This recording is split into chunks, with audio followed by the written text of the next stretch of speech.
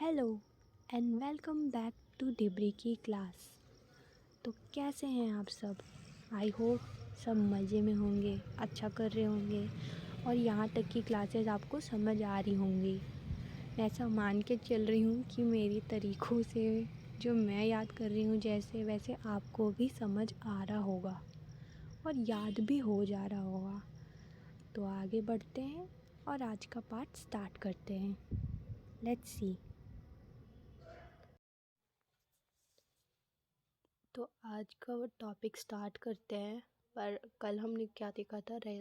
कल हमने regional dynasty start की थी, जिसमें हमने पहला देखा था राजर्षि तुल्य कुल वंश। ये इस डायनेस्टी के बारे में हमने देखा था। ये छत्तीसगढ़ की रीजनल डायनेस्टी है। और क्योंकि मैंने आपको कल भी बताया था कि मेरी तबीयत थोड़ी अभी ख़राब हो रखी है, तो अभी मैं बहुत थोड़ा पार्ट ही कवर कर रही हूँ। तो प्लीज़ कि आप लोग को दिक्कत हो रही होगी तो आप फास्ट करके वीडियोस को देख लेना। आगे वीडियोस अपलोड होंगी तो उनमें देख लेना। पर मैं एक डायनेस्टी के भी मैं एक डायनेस्टी भी अभी मैं कंप्लीट नहीं करा पा रही हूँ। तो खैर, हम जो कल का हमारा पार्ट था रीजनल डायनेस्टी का, राजर्षि तुल्य कुल का, उसका हमारा कंक्लूजन और कुछ फैक्ट्स देखने बचे हुए थे। वो हम आज देखेंगे। और आज का पार्ट है, आज हम एक नई रीजनल डायनेस्टी स्टार्ट करेंगे जो कि है सरबपुरी डायनेस्टी। और इस सरबपुरी डायनेस्टी को भी हम थोड़ा ही देखेंगे। और मैं अपने खुद के नोट्स से आज आपको बताऊंगी। और इसका जो भी PDF वाला है वो 1-2 दिन में मैं अपलोड कर दूंगी, क्योंकि यार मेरी तबीयत सीरियसली बहुत ख़राब हो रखी है। तो आई होप आप थोड़ा एडजस्ट करेंगे। तो हम देखते हैं, कंक्लूजन वाला पार्ट से हम स्टार्ट करते हैं। पहले मैं टॉपिक को पढ़ूंगी, फिर आपको समझाऊंगी और इसके बाद मैं थोड़ा डिक्टेट कर दूंगी। जिन लोगों को भी नोट्स बनाना होगा वो नोट्स बना लेना, और नहीं तो 1-2 दिन में मैं इसका PDF अपलोड करूंगी ही, वीडियो PDF अपलोड करूंगी ही। बस थोड़े फैक्ट ऊपर से आपके लिए मैं अपने नोट्स में से बता दूंगी।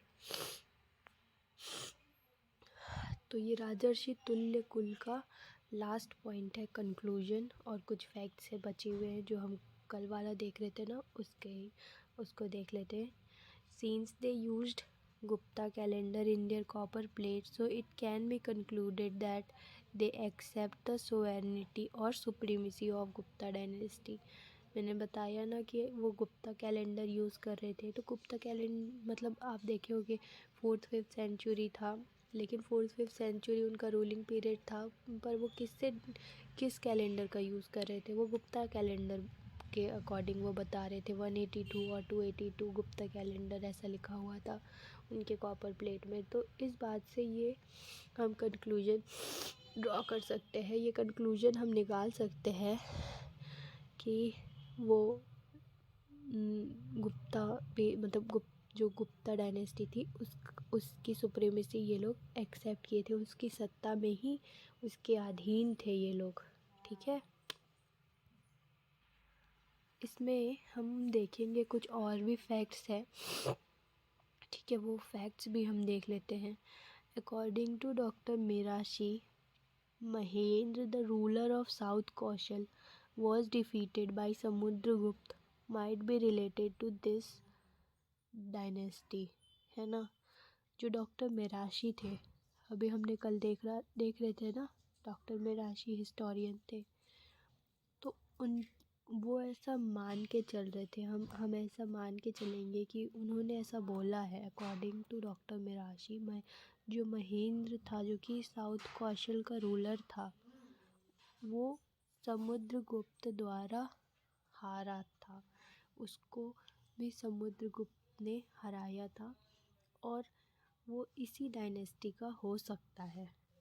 तो हम देख रहे थे जो साउथ कौशल का रूलर था महेंद्र, वो जिसको समुद्रगुप्त अपने साउथ एक्सपीडिशन में हराए थे, वो भी इसी डायनेस्टी का हो सकता है है ना। कलिंगा अभी का मतलब अभी का उड़ीसा वाला एरिया है कलिंगा, वो इसके में आता था। ठीक है। कलिंगा में in Hathi Gumpha inscription which is of Kalinga ruler Kharavela. Kharavela का जो रूलर था कलिंगा का, उसके हाथी गुम्फा इंस्क्रिप्शन में इस बात का जिक्र है। In Hathi Gumpha inscription which is of Kalinga ruler Kharavela. Kharavela मतलब वो रूलर का नाम है खारवेल।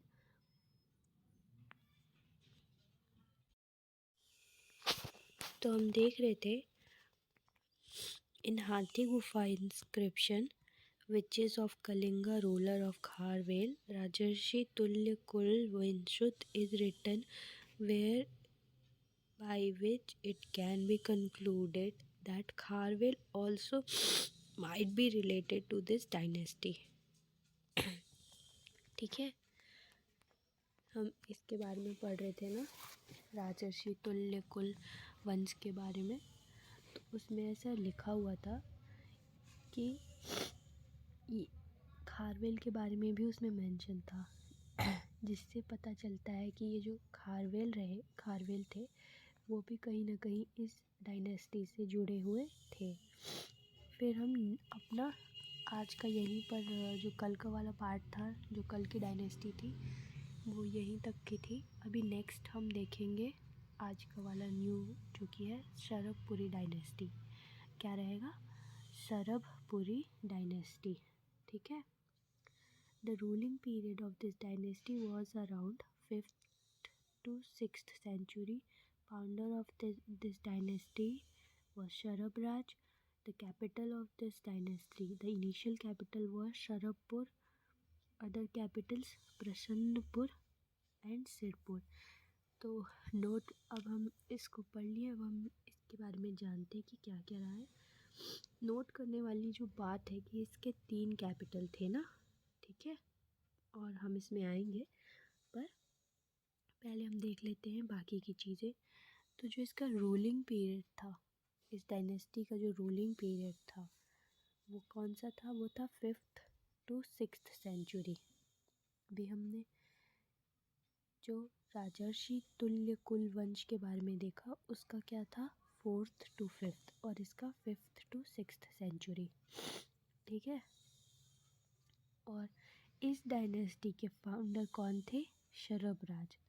और शरभराज के नाम पर ही इस डायनेस्टी का नाम जो है शरभपुरी पड़ा, क्योंकि वो इसके फाउंडर थे, संस्थापक थे, इसीलिए इस डायनेस्टी को शरभपुरी भी बोला गया। शरभपुरी वंश कह लो, शरभपुरी डायनेस्टी।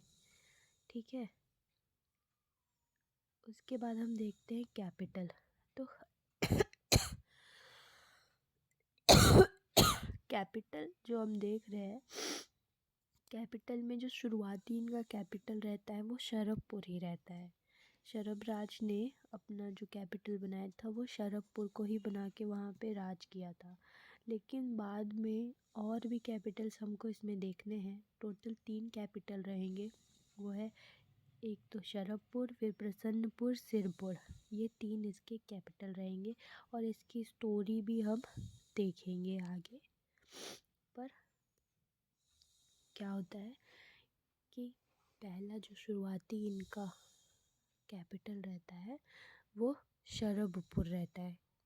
ठीक है। एक बुक है हिंदी ग्रंथ अकेडमी की, जिसको बहुत ऑथेंटिक बुक माना जाता है। इस बुक के अनुसार जो शरभपुर का जो लोकेशन होगा ना, वो विद्वान जो रहे थे उन्होंने आइडेंटिफाई नहीं कर पाए। कुछ कहते हैं कि प्रेजेंट उड़ीसा का जो संबलपुर वाला जगह है, वो वाला जो पार्ट है संबलपुर एरिया उड़ीसा का, उसको कुछ विद्वान मानते हैं, कुछ कहते हैं कि ये वही वाला रहा होगा। पर शरभपुर को अभी मतलब बेसिकली आइडेंटिफाई नहीं किया गया है कि वो कौन सा रीजन रहा होगा। बस कुछ लोगों का कहना है, क्योंकि इसमें भी कॉन्फ्लिक्ट्स है ना, कॉन्फ्लिक्ट से तो सिलेबस बढ़ाता है। तो ये सब जो मैं बता रही हूँ ये हिंदी ग्रंथ अकेडमी की जो बुक है ना, उसके अकॉर्डिंग ये है। और हिंदी ग्रंथ अकेडमी बुक को बहुत ऑथेंटिक बुक माना जाता है। तो उसके अनुसार शरभपुर का लोकेशन विद्वान आइडेंटिफाई नहीं कर पाए। ठीक है, अब आगे देखते हैं। आज के लिए ना बस इतना ही रहेगा। मैंने नोट्स यहीं मतलब पीडीएफ मैंने यहीं तक का बनाया है। आप लोग को लग रहा होगा कि काफ़ी कम पोर्शन आज मैं कवर कर रही हूँ, बट यार मेरी तबीयत बहुत ज़्यादा ख़राब है, तो मैं इसका जो पीडीएफ है ना वो मैं एक दो दिन में मैं इसका पीडीएफ अपलोड कर दूँगी, तो आप लोग को आसानी होगी उसमें से नोट्स बनाने में। पर फिर भी कुछ पॉइंट्स है, कुछ इसके पीछे की बैकग्राउंड स्टोरी भी है, वो हम देख लेते हैं। ठीक है, इसके पीछे जो रहेगा शरभपुर डायनेस्टी की ना कुछ बैकग्राउंड स्टोरीज़ हैं, वो सुन लेते हैं, हिस्टोरिकल बैकग्राउंड।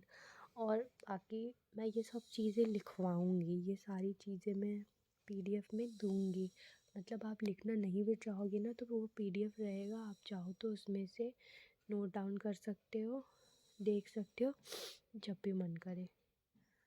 तो हिस्टोरिकल बैकग्राउंड हम इसका देख लेते हैं, उसके पीछे की कहानी क्या रही थी। ठीक है, शरभपुर डायनेस्टी की।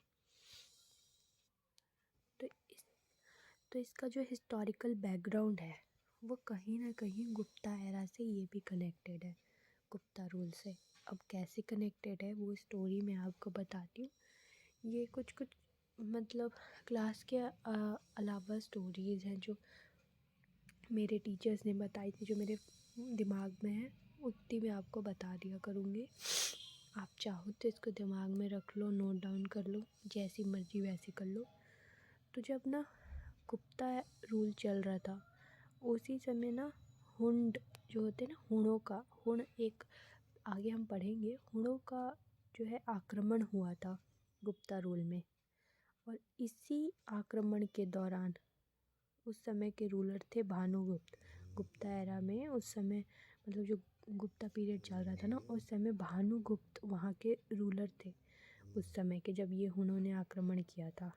ठीक है, तो हुणों के आक्रमण के समय में ये उनके एक मिनिस्टर थे सामंत, जिसका नाम था गोपराज, वो मारे गए थे इस आक्रमण में, इस लड़ाई में जो ये वॉर हुआ था ना हुणों के बीच में और गुप्ता के बीच में।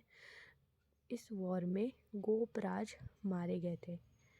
तो कि ऐसा माना जाता है कि ये वही गोपराज है, मतलब ये जो गोपराज मारे गए थे ना, ये जो शरभराज, हम शरभपुरी डायनेस्टी में जो शरभराज जो रूलर पढ़ रहे हैं ये उसके ग्रैंडफादर थे, मैटरनल ग्रैंडफादर, मतलब नाना हुआ करते थे। और गोपराज की मृत्यु के बाद उनकी वाइफ जो थी वो सती हो गई थी। ये थोड़ी सी मतलब बैकग्राउंड हिस्ट्री है इसकी। मतलब सोच लो कि जो शरभपुरी डायनेस्टी है ये भी गुप्ता डायनेस्टी से रिलेटेड थी।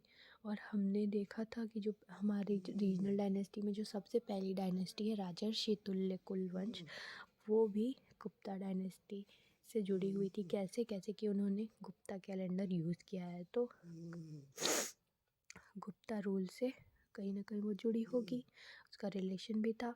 और हमने जो इसका हिस्टोरिकल बैकग्राउंड देखा है, और भी बहुत सारी बातें हिस्टोरिकल बैकग्राउंड में जो हम आगे देखते जाएंगे, पर अभी तक के जो हमने इसका हिस्टोरिकल बैकग्राउंड देखा उसके हिसाब से तो हमको यही पता चलता है कि गुप्ता से इनका रिलेशन था, टर्म्स थे। क्यों थे?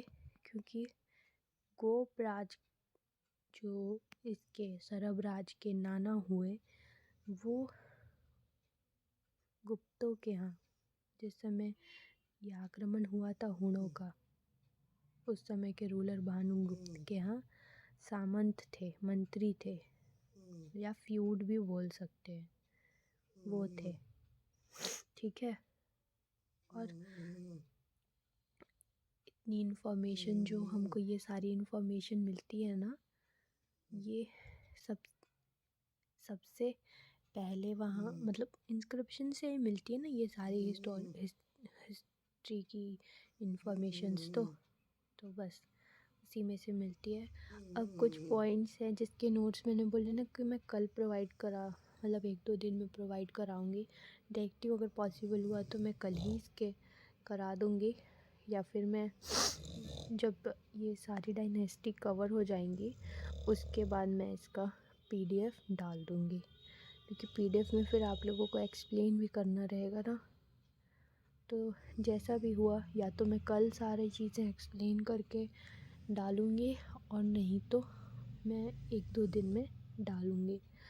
तो देखते हैं, जो कि सबसे पहला the first inscription giving the information about sati practice is Eran अभिलेख 510 AD में मिला था। During Gupta period there was an invasion of Huns. While struggling with Huns, Gopraj, a feud of Gupta ruler Bhanugupta, died. After his death, his wife became Sati. In 510 AD, an inscription was issued by Bhanugupta. It is believed that Gopraj, who died struggling with Huns, is the maternal grandfather of Sharabraj, other name of this dynasty. In Malhar inscription of Vyagraraj, this dynasty has been referred as Amrarya Kul. Amrarya Kul. Religion, they were the follower of Vaishnavism. Language, their official language was Sanskrit. State emblem was Gajalakshmi. Now next we have major rulers or prominent ruler of that dynasty. Number 1, Sharabraj, the founder of this dynasty. Then comes Narendra. Second, copper plate. 2 copper plate. Pipardula. This copper plate was issued at the third year of his ruling. Pipardula is in Sarangarh, Kharod, Kurud, Dhamtari. 2 copper plate Narendra की मिली हैं, एक तो पीपरदुला से और एक कुरूद से, जो कि धमतरी में है ना। Next, this copper plate was issued at the 24th year of his ruling, which shows or demonstrate that his ruling period was long. Written on copper plate, Khadagdhara Jeet Bhuve. Khadagdhara Jeet Bhuve, meaning who conquered the entire world by sword. तलवार की धार से दुनिया जीतना. State currency along with copper plate. State currency having their state symbol of Gajalakshmi have also been found. अभी ना आप लोग सिर्फ सुन लो तो एक बेसिक जो बैकग्राउंड बनना होगा ना, वो आपके दिमाग में एक बेसिक स्टोरी रहेगी कि क्या है, हमको क्या पढ़ना है। बाकी टेंशन मत लो, मैं इस चीज़ को अच्छे से पीडीएफ के साथ में एक्सप्लेन कर दूँगी, तो आपको इसमें दिक्कत नहीं आएगा। नेक्स्ट रूलर इज प्रसन्न मात्र, फाउंडेड। प्रसन्न मात्र के बारे में हम कुछ इम्पोर्टेंट फैक्ट्स देखते हैं।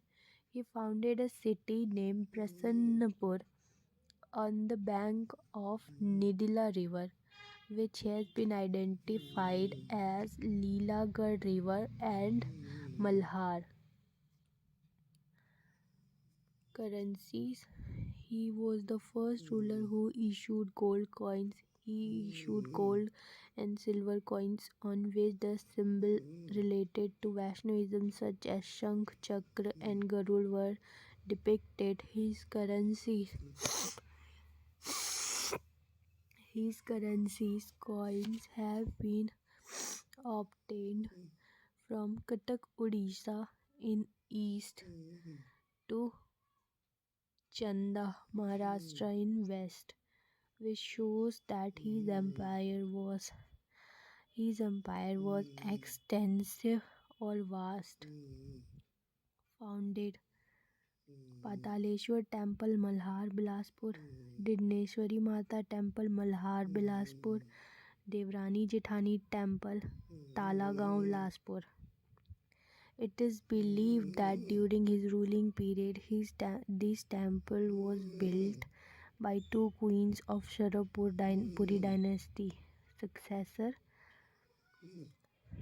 Successor Durga Raj, Manmatra और जयराज, ये तीनों एक ही बंदे के नाम हैं। लोचन प्रसाद पांडे बोलते हैं कि दुर्ग इसी के नाम पे पड़ा है, पर बाकी हिस्टोरियंस इस बात से सहमत नहीं है।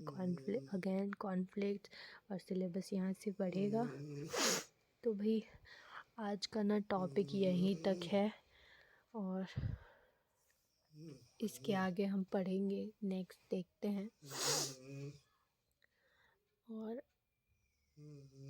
आई होप आप लोग को दिक्कत नहीं आएगी, बट स्टिल मतलब मैं अपनी तरफ से पूरा कोशिश करूँगी। ये जो मैंने अभी आपको एक स्टोरी ऊपर से बताई है ना, इसका मैं प्रॉपर PDF के साथ में मैं इन सारी चीज़ों को एक्सप्लेन करूँगी, तो आपको और अच्छे से ये क्लियर हो जाएगा। शरभपुर डायनेस्टी, हम बस शरभपुरी डायनेस्टी स्टार्ट ही किए हैं, और इसलिए आज स्टार्ट किए हैं क्योंकि डेली कुछ चीज़ें भी पढ़ोगे तो वो इजी रहेगा एज़ कंपेयर टू इकट्ठे सारी चीज़ें पढ़ना।